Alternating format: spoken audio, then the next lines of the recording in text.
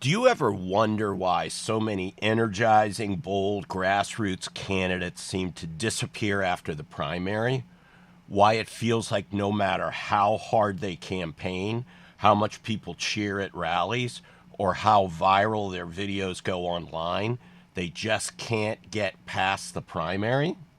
That's because everything in the major party structure and ecosystem, especially the Ohio Republican Party, or ORP, is manipulated and rigged in favor of the hand-picked, insider, time and grade, status quo, manipulable, controllable candidates.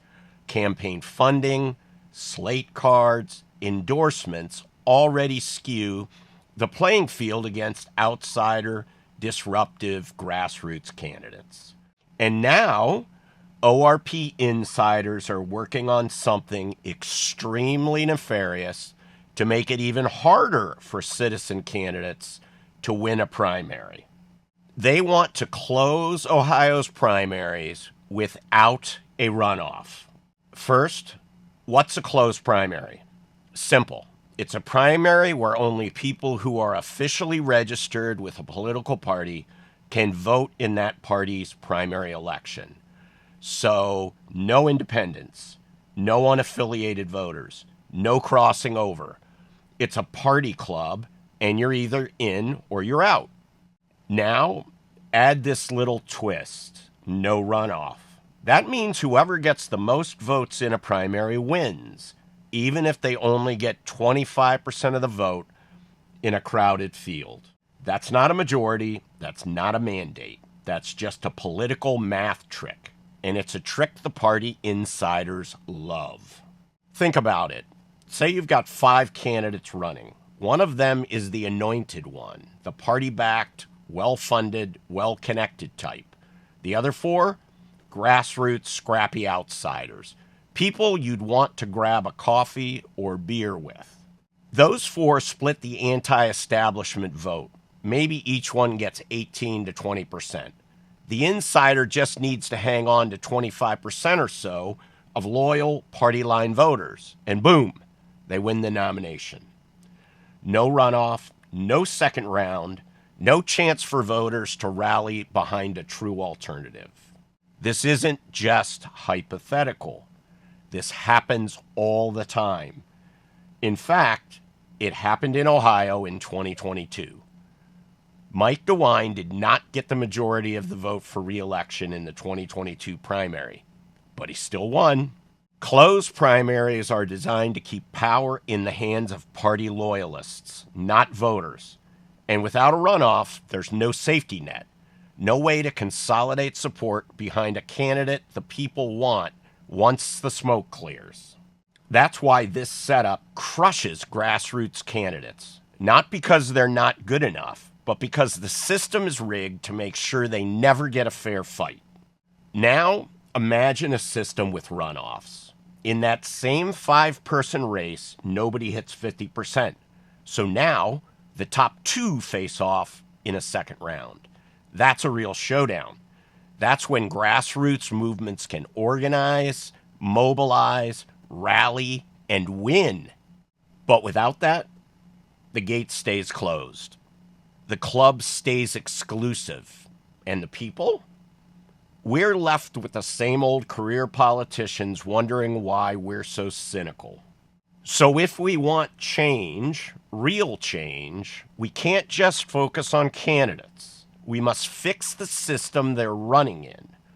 And that either means leaving things as they are or closing primaries and demanding runoffs, refusing to accept a process designed to shut out the people. And don't just believe me. Believe AI, artificial intelligence. I did the research on this topic using AI. There will be a link in the show notes to the AI prompt or query analyzing closed primaries with and without runoffs. The graphic on the screen is the summary. The bottom line is closed primaries without runoffs are awful for grassroots candidates. We've also included links to analysis of the 2022 Republican governor primary race, where the initial analysis done on that race was inaccurate and was proven to be so by subsequent accurate analysis. Both are included. 9 states have primary runoffs: Alabama, Arkansas, Georgia, Mississippi, North Carolina, Oklahoma, South Carolina, South Dakota, and Texas. Not a single one would be considered a Democrat state, although North Carolina may be viewed as trending more Democrat from Republican. 10 states have closed primaries without runoffs: Delaware, Florida, Kentucky, Nevada, New Jersey, New Mexico, New York, Oregon, Pennsylvania, and Wyoming. The majority, with the exception of Florida and Wyoming, are staunch Democrat or dark purple states. Don't let party insiders deceive you and tell you what I'm calling for is ranked choice voting. That would be a lie. And I'm not suggesting any changes to the general election, just the primary. Anyone fighting a runoff in a closed primary who says they are a grassroots conservative is either uninformed or lying to you. And for heaven's sakes, don't buy the incremental approach, as in, let's get what we can now and close the primary. We'll add a runoff later, because later never comes. I want to make you this promise. I will happily and gladly debate anybody on this topic in public, anytime, anywhere, if it can be recorded or restreamed on video. This is important to me, and it should be to you. I am willing to go face to face with anybody on this matter. It's that important. But I'm guessing those who support closed primaries without a runoff will be too cowardly to bring this issue up in front of the people and the media. They'll want to slip it through the legislature in the darkness of night. If this commentary resonates with you, please share it with someone else who's sick of getting stuck with crumbs while the insiders eat cake. And remember, democracy doesn't protect itself. That's up to us. This episode is brought to you by the Grassroots Freedom Initiative, or GFI for short. If you're not already on our email and text lists, please be sure to join our network of thousands of Ohioans. It's easy, free, and we won't ask you for money.